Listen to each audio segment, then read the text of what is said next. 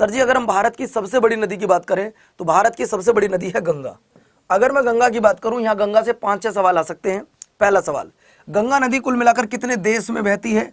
गंगा नदी कितने देश में बह रही है? गंगा नदी कितने राज्य में बह रही है?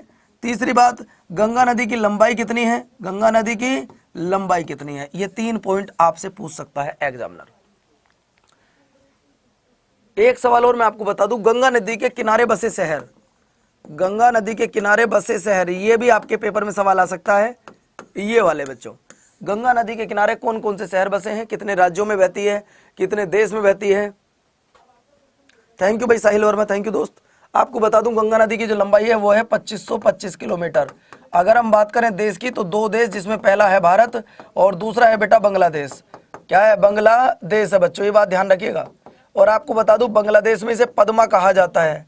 राज्य की बात करूं तो 5 राज्यों में बहती है और सबसे ज्यादा यूपी में बहती है। अगर मैं आपको लेके चलूं किनारे बसे हुए शहर, तो बेटा आप देख लो, आपका सबसे पहले हरिद्वार, आपका गढ़मुक्तेश्वर, कानपुर, पटना, इलाहाबाद, ये सब गंगा नदी के किनारे बसे हुए शहर हैं बच्चों।